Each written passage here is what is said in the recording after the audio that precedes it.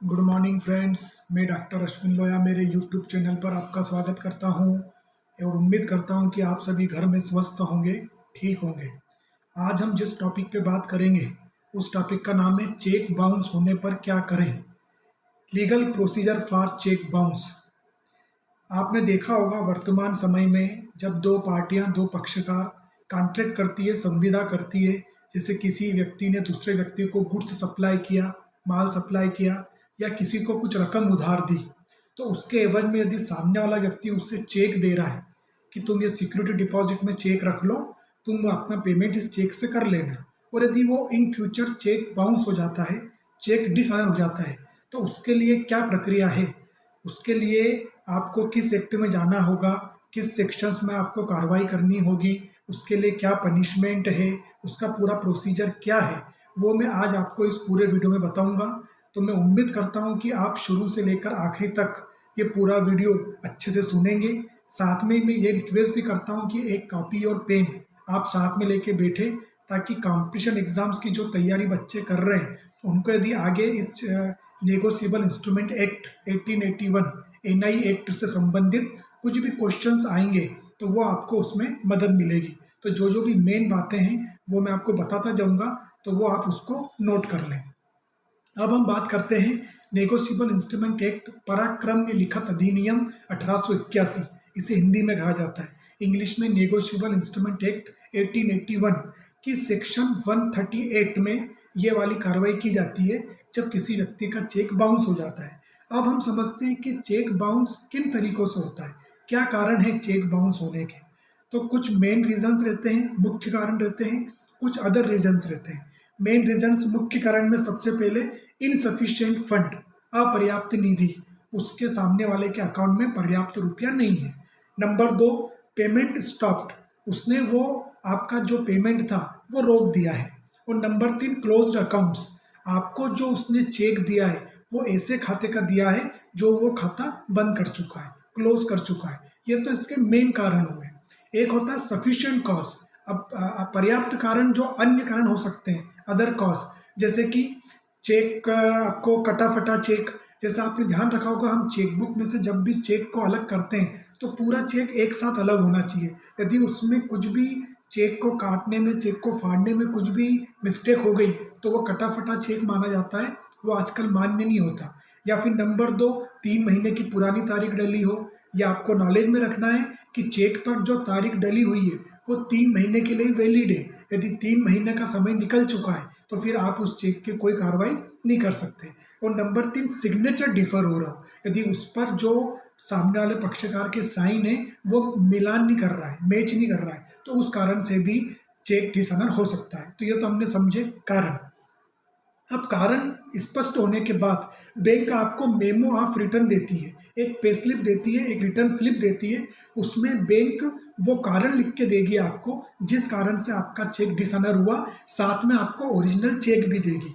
अब जिस तारीख को आपको ये मेमो रिटर्न बैंक से मिला है उस तारीख से 15 दिन के अंदर, उस तारीख से 30 दिन के अंदर अंदर या तो आपको स्वयं या अपने वकील के माध्यम से उस सामने वाली पार्टी को एक लीगल नोटिस भेजना पड़ेगा, विधिक सूचना पत्र, जिसमें आपको यह बताना होगा कि मेरी ये राशि आपको 15 दिन के अंदर चुकाना होगी।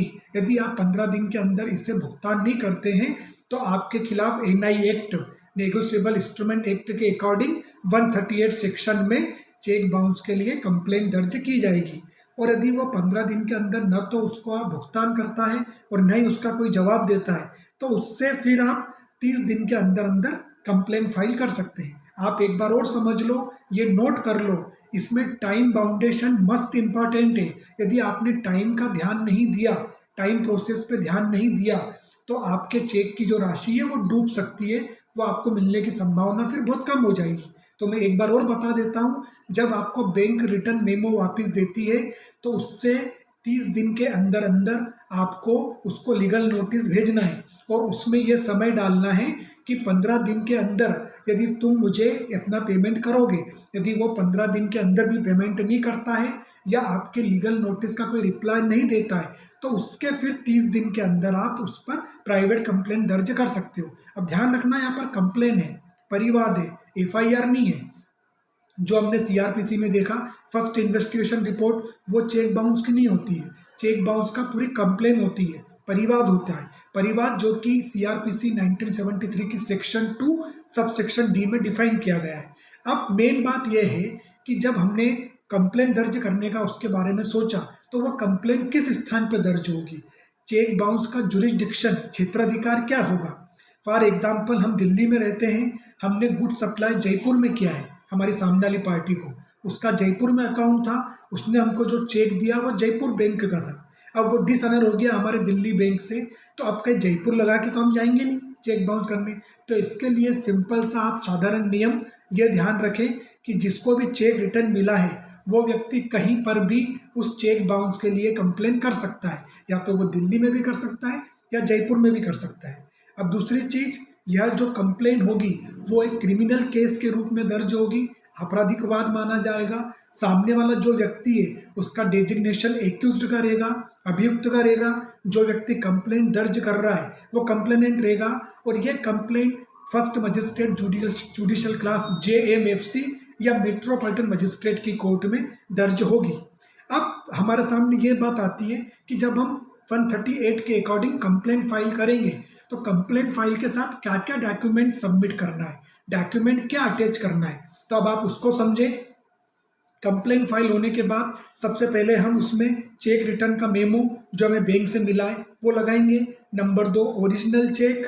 नंबर 3 कॉपी ऑफ नोटिस, जो हमने उसको नोटिस भेजा था लीगल नोटिस उसकी कॉपी। और number 4 proof of delivery for notice, जो हमने उसको डिलीवर किया था नोटिस उसका प्रूफ। यदि हम रजिस्टर्ड एडी से उसको डिलीवर करते हैं नोटिस, तो आजकल रजिस्टर्ड एडी का जो नंबर रहता है वो हम ट्रेडमार्क कर लेते हैं, वो नंबर ट्रैक हो जाता है, जिससे कि स्पीड पोस्ट नंबर से हम ये पता कर सकते हैं कि उसको ये नोटिस कब मिला। और हमेशा ध्यान रखना, जब भी आप किसी पार्टी को कुछ नोटिस भेजते हैं तो उसके रजिस्टर्ड एड्रेस, जो उसका ऑफिस का एड्रेस है रजिस्टर्ड, उसी पर आपको ये नोटिस भेजना है। अब हमें ये देखना होगा कि उस व्यक्ति को जिसको हमने ये कंप्लेंट दर्ज कर दी है वो कोर्ट में आके यह जरूर रिप्लाई करेगा कि मैंने तो इन्हें चेक सिक्योरिटी डिपॉजिट दिया था, मैंने तो चेक किसी अन्य कारण से दिया था, मेरी कोई लायबिलिटी नहीं बनती है। तो जब कंप्लेनेंट का ये दायित्व बनता है कि वो कोर्ट में ये बताए कि ये सामने वाले व्यक्ति की लीगल लायबिलिटी है, विधिक दायित्व है कि वो उसके चेक का भुगतान करे। अब हम आगे देखते हैं कि जब कंप्लेंट फाइल हो जाती है तो एक्यूज्ड जब या तो कोर्ट में आकर बेल एप्लीकेशन लगाएगा, जमानत अपनी प्रस्तुत करेगा, या यदि वो बेल एप्लीकेशन नहीं लगाता है तो कोर्ट उसको फिर अरेस्ट वारंट जारी कर सकती है। इन फ्यूचर यदि कंप्लेनेंट परिवादी ने कोर्ट की गाइडलाइन के हिसाब से अपना केस प्रूव कर दिया है तो फिर एक्यूज्ड को, अभियुक्त व्यक्ति को कोर्ट द्वारा सजा दी जा सकती है, जो पेनल्टी होती है, दंड होता है। तो सजा कितनी है वो भी आप नोट कर लें। 138 के अकॉर्डिंग 2 वर्ष की अधिकतम सजा, 2 इयर्स मैक्सिमम इम्प्रिजमेंट एंड जुर्माना जो भी चेक की राशि का था उसका डबल, मतलब यदि चेक 10,000 रुपये का था फॉर एग्जाम्पल तो 20,000 रुपये जुर्माना या मैक्सिमम 2 साल की सजा ये उससे दी जाएगी। ये आपका सिंपल सा एक पूरा नेगोशिएबल इंस्ट्रूमेंट एक्ट हुआ। अब चूंकि नेगोशिएबल इंस्ट्रूमेंट एक्ट 1881 में बना है, लेकिन 2018 में negotiable instrument act NI act में 2 धाराओं में कुछ संशोधन किया गया है, अमेंडमेंट किया गया है। वो क्या है?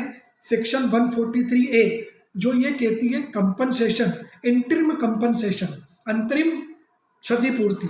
यदि व्यक्ति ने आज कंप्लेंट दायर की है और सामने वाला व्यक्ति यदि उसे डिनाइल कर रहा है, उससे विवाद है, उसको मना कर रहा है, तो कोर्ट के पास ये ऑप्शन रहेगा कि कोर्ट एक्यूज्ड से ये कहेगा कि तुम चेक राशि का अभी 20% इंटरिम कंपनसेशन जमा करो।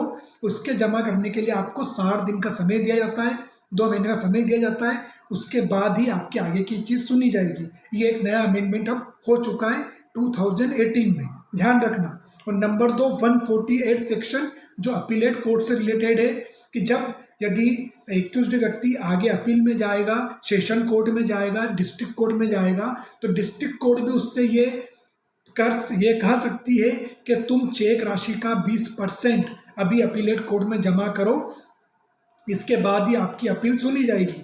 मतलब पहले 2018 से पहले ये वाली व्यवस्था नहीं थी। 2018 के बाद ये अमेंडमेंट हो चुका है कि जब तक अब एक्यूज्ड चेक राशि का 20% इंटरिम कंपनसेशन के रूप में जमा नहीं करेगा, जब तक उस पर आगे कोई सुनवाई नहीं की जाएगी, अपीलेट कोर्ट में भी और बाद में अपील करता है उस समय भी। अब फॉर एग्जाम्पल आपके मन में एक बात ये आ रही होगी कि यदि मान लीजिए कंप्लेनेंट अपना केस प्रूव नहीं कर पाया, साबित नहीं कर पाया और एक्यूज द्वारा ये 20% की राशि जमा कर दी गई, तो इस स्थिति में क्या होगा? तो इस स्थिति में एक सिंपल सी चीज़ है कि यदि कोर्ट द्वारा परिवादी कोर्ट में अपना जो 138 की कंप्लेन थी वो प्रूव नहीं कर पाया, साबित नहीं कर पाया और एक्यूज्ड को कोर्ट द्वारा बाइज्जत बरी किया जाता है, इक्विटल किया जाता है, तो वहाँ पर न्यायालय फिर एक्यूज्ड को जो भी उसने राशि दी है वो आरबीआई की गाइडलाइंस के अकॉर्डिंग बाय ब्याज के उसे दिलाया जाएगा। वो पैसा उसे फिर रिटर्न लौटाया जाएगा आरबीआई की गाइडलाइंस के अकॉर्डिंग मई ब्याज के विद इंटरेस्ट के। तो ये एक सिंपल सा आपका चेक बाउंस होने पर लीगल प्रोसेस थी कि चेक बाउंस होने पर आप क्या कर सकते हैं। मैं उम्मीद कर सकता हूँ कि आपने ये पूरा मेरा वीडियो अच्छे से सुना होगा, अच्छे से समझा होगा, जो जो इसके मेन पॉइंट्स थे वो आपने नोट डाउन कर लिए होंगे ताकि आपको आगे कंपटीशन एग्जाम्स में वो चीज़ एकदम से क्लियर हो जाए। तो बाय बाय, टेक केयर। आगे या फिर नेक्स्ट वीडियो में आपसे मुलाकात होगी एक नए टॉपिक के साथ, एक नया विषय के साथ। जब तक उम्मीद करता हूँ कि आप इस समय घर पर रहें, स्वस्थ रहें, सुरक्षित रहें। टेक केयर, बाय बाय, नमस्ते।